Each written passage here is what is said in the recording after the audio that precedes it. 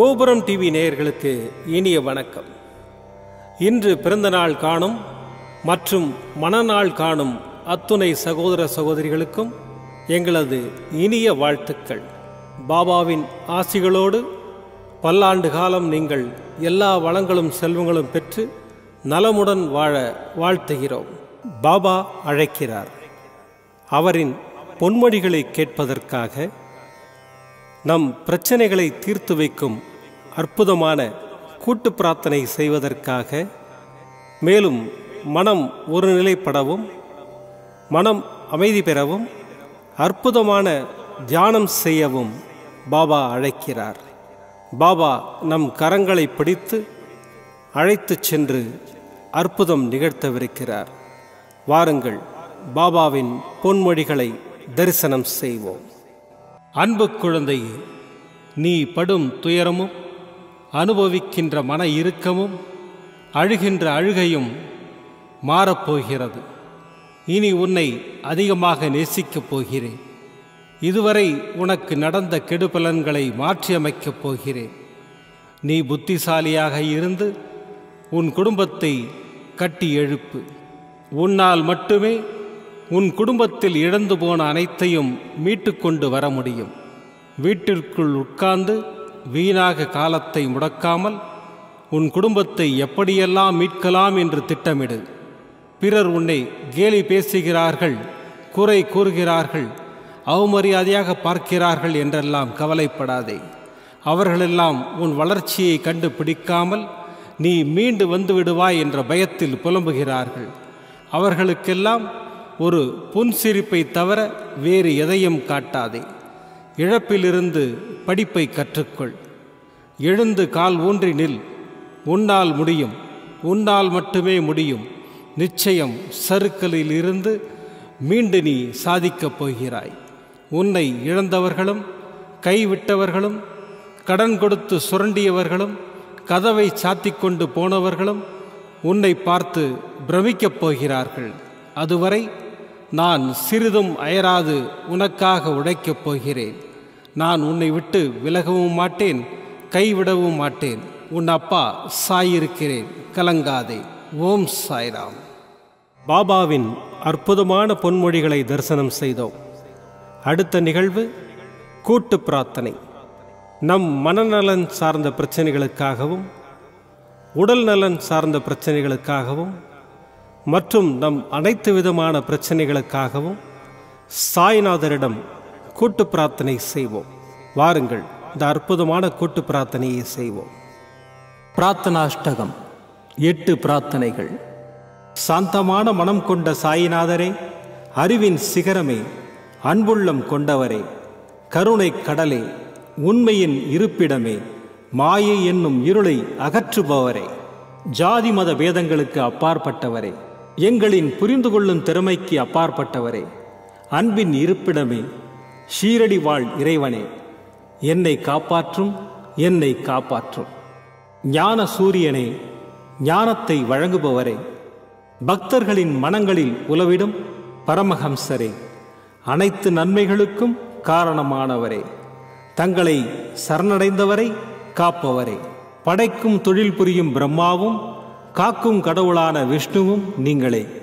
3 உலகங்களையும் யுகங்கள் முடிவில் தன்னுள் ஐக்கியமாக்கிக் கொள்ளும் ருத்திரனும் தாங்களே. நீங்கள் இல்லாத இடம் இந்த பூமியில் ஏது? எல்லாம் அறிந்த இறைவன் நீங்கள். எங்கள் எல்லோரின் இதயங்களிலும் வசிப்பவரும் நீங்களே. எனது எல்லா குற்றங்களையும் மன்னிக்க வேண்டும் என்று வேண்டி கேட்டுக்கொள்கின்றேன். அலை அலையாய் தொடர்ந்து வரும் சந்தேகங்களையும் மனமயக்கங்களையும் போக்குவீராக. நீங்கள் கோமாதா, நான் பிறந்த இளங்கன்று. நீங்கள் சந்திரன், நான் சந்திரகாந்த கல். தங்கள் பாதங்கள் கங்கை நதி. பணிவுடன் இந்த தாசன் உங்கள் பாதங்களில் தலை வணங்குகிறேன். உங்கள் கைகளை என் தலைமீது வைத்து ஆசை கூறுங்கள். என் கவலைகளும் துன்பங்களும் பறந்தோடட்டும். இந்த கணு தங்களின் தாசன். இந்த 8 துதிகளையும் கூறி நான் உங்களை சாஷ்டாங்கமாக நமஸ்கரிக்கின்றேன். எனது பாவங்கள், துன்பங்கள் மற்றும் ஏழ்மை நிலை இவை யாவும் உடனடியாக விலகி ஓடட்டும். ஓம் சாய்ராம். ஓம் சாய்ராம். ஓம் சாய்ராம். அற்புதமாக கூட்டு பிரார்த்தனை செய்தோம். பாபா நம்முடைய கோரிக்கையை ஏற்று நிச்சயமாக நமக்கு அற்புதங்களை செய்வார் என்பது சத்தியம். இனி கண்களை மூடி பாபாவை மனதில் நிறுத்தி பாபாவின் அற்புதமான சக்தி வாய்ந்த மந்திரத்தை அனுபவிப்போம். சாய்ராமாய வித்மஹே ஆத்மராமாய தீமஹி தன்னோ பாபா பிரச்சோதயாத். சாய்ராமாய வித்மஹே ஆத்மராமாய தீமஹி தன்னோ பாபா பிரச்சோதயாத். சாய்ராமாய வித்மஹே ஆத்மராமாய தீமஹி தன்னோ பாபா பிரச்சோதயாத். சாய்ராமாய வித்மஹே ஆத்மராமாய தீமஹி தன்னோ பாபா பிரச்சோதயாத். சாய்ராமாய வித்மஹே ஆத்மராமாய தீமஹி தன்னோ பாபா பிரச்சோதயாத். சாய்ராமாய வித்மஹே ஆத்மராமாய தீமஹி தன்னோ பாபா பிரச்சோதயாத். சாய்ராமாய வித்மஹே ஆத்மராமாய தீமஹி தன்னோ பாபா பிரச்சோதயாத். சாய்ராமாய வித்மஹே ஆத்மராமாய தீமஹி தன்னோ பாபா பிரச்சோதயாத். சாய்ராமாய வித்மஹே ஆத்மராமாய தீமஹி தன்னோ பாபா பிரச்சோதயாத். சாய்ராமாய வித்மஹே ஆத்மராமாய தீமஹி தன்னோ பாபா பிரச்சோதயாத். சாய்ராமாய வித்மஹே ஆத்மராமாய தீமஹி தன்னோ பாபா பிரச்சோதயாத். சாய்ராமாய வித்மஹே ஆத்மராமாய தீமஹி தன்னோ பாபா பிரச்சோதயாத். சாய்ராமாய வித்மஹே ஆத்மராமாய தீமஹி தன்னோ பாபா பிரச்சோதயாத். சாய்ராமாய வித்மஹே ஆத்மராமாய தீமஹி தன்னோ பாபா பிரச்சோதயாத். சாய்ராமாய வித்மஹே ஆத்மராமாய தீமஹி தன்னோ பாபா பிரச்சோதயாத். साई रामाय विद्महे आत्मरामाय धीमहि तन्नो बाबा प्रचोदयात्। साई रामाय विद्महे आत्मरामाय धीमहि तन्नो बाबा प्रचोदयात्। साई रामाय विद्महे आत्मरामाय धीमहि तन्नो बाबा प्रचोदयात्। साई रामाय विद्महे आत्मरामाय धीमहि तन्नो बाबा प्रचोदयात्। साई रामाय विद्महे आत्मरामाय धीमहि तन्नो बाबा प्रचोदयात्। साई रामाय विद्महे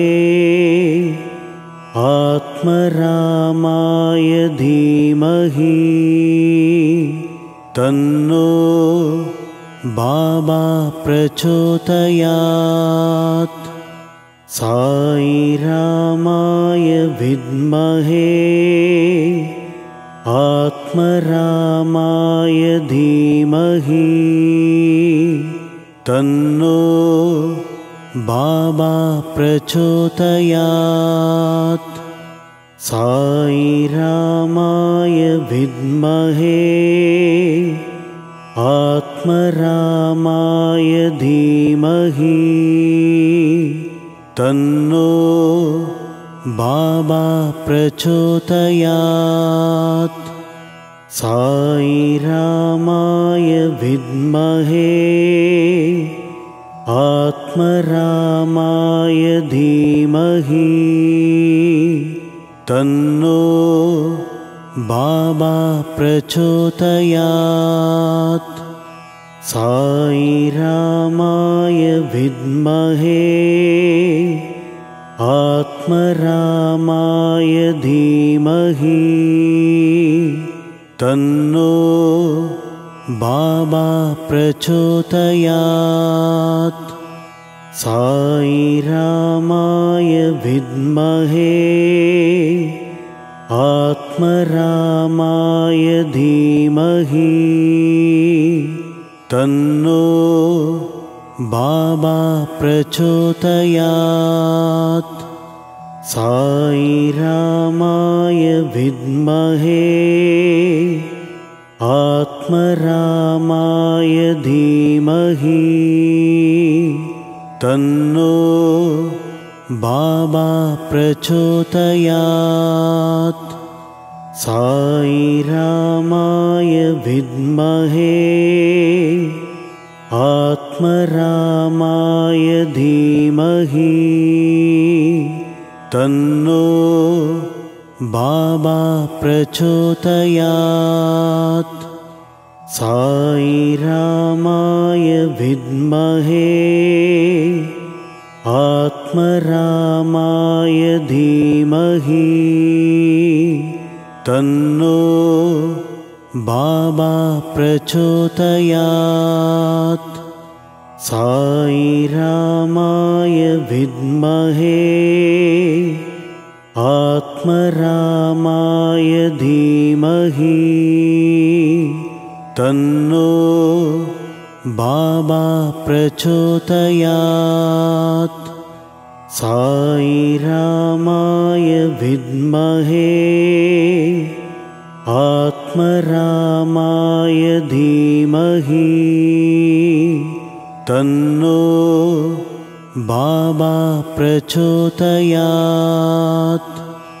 साई रामाय विद्महे आत्मरामाय धीमहि तन्नो बाबा प्रचोदयात्। साई रामाय विद्महे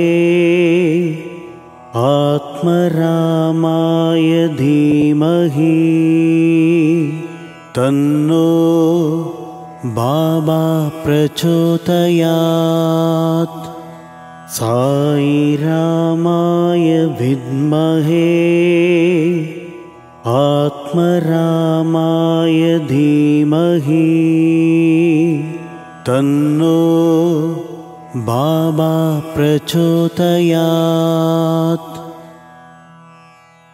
மீண்டும் நாளை காலை இந்த அற்புதமான பாபா அழைக்கிறார் நிகழ்ச்சியில் சந்திப்போம். நன்றி, வணக்கம். விதம் விதமான பக்தி நிகழ்ச்சிகளை உங்களுக்காக தந்து கொண்டிருக்கிறது உங்கள் கோபுரம் டிவி. உங்களுக்கு பிடித்த நிகழ்ச்சிகளை லைக் செய்யுங்கள், உங்களுக்கு பிடித்த மாணவர்களுக்கு ஷேர் செய்யுங்கள். மேலும் சப்ஸ்கிரைப் செய்வதோடு மட்டுமல்லாது அருகில் இருக்கும் பெல் பட்டனை கிளிக் செய்து கோபுரம் டிவி நிகழ்ச்சிகளை உடனுக்குடன் தெரிந்து கொள்ளுங்கள். மற்றும் ஒரு மகிழ்ச்சியான செய்தி, கோபுரம் டிவி ஆப்பை கூகுள் பிளே ஸ்டோரில் ஃப்ரீ டவுன்லோட் செய்து கோபுரம் டிவி நிகழ்ச்சிகளை தொடர்ந்து கண்டுகளியுங்கள், பாருங்கள், ரசியுங்கள், பரவசமடையுங்கள். gopuramtv.com பக்தி பக்திமயம்.